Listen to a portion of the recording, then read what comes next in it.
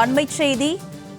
Iraq கடல் பகுதியில் கச்சா எண்ணெய் கொண்டு செல்லும் கப்பல்களை குறிவைத்து ஈரான் தாக்குதலில் ஈடுபட்டு வருவதாக அண்மை தகவல் வெளியாகியிருக்கிறது. ஈராக் கடல் பகுதியில் கச்சா எண்ணெய் கொண்டு செல்லும் கப்பல்களை குறிவைத்து ஈரான் தாக்குதலில் ஈடுபட்டிருக்கிறது. இது பற்றிய கூடுதல் விவரங்களுடன் இணைகிறார் எமது சிறப்பு செய்தியாளர் யோகேஸ்வரன். அவரிடம் விவரங்களை கேட்டு பெறலாம். யோகேஸ்வரன், விவரம் என்ன பதிவு பண்ணுங்க.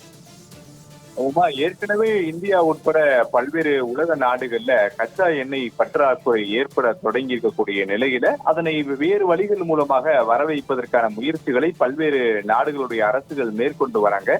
இந்த நிலையில தான் வளைகுடா நாடுகள்ல இருந்து செல்லக்கூடிய பல்வேறு கச்சா எண்ணெய் ஏற்றுமதி கப்பல்களை குறிவைத்து அடுத்தடுத்து ட்ரோன் மற்றும் ஆளில்லா விமானங்கள் என்பது தாக்குதல் நடத்தப்பட்டு வருகிறது.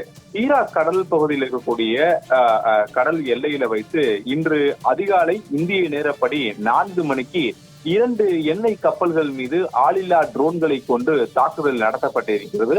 இப்ப நீங்க காட்சிகள்ல பார்க்க முடியும். அந்த கப்பல் முழுவதுமாக தீயிட்டு எரியக்கூடிய காட்சிகள். அது ஏற்கனவே கச்சா எண்ணெய் நிரப்பப்பட்ட கப்பல் என்ற ஒரு காரணம் தான் அது மேலும் தீயிட்டு எரியக்கூடிய காட்சிகளும் அது பதிவாகி இருக்கிறது.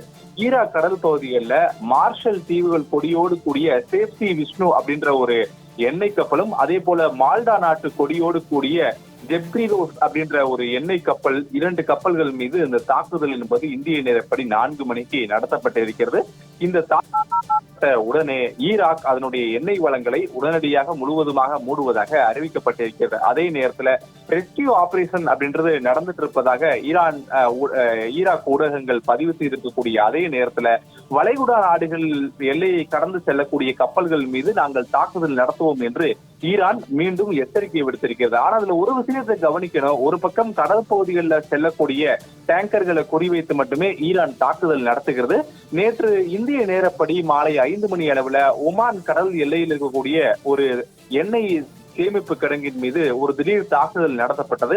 அந்த எண்ணெய் சேமிப்பு கிடங்கு இப்போது வரை எரிந்து கொண்டிருக்கக்கூடிய நிலையில இந்த தாக்குதலை ஈரான் நடத்தவில்லை, இது சந்தேகத்திற்கு இடமான தாக்குதல் அப்படின்னு சொல்லி ஈரானை பொறுத்தவரையிலுமே தெரிவித்திருக்கிறது.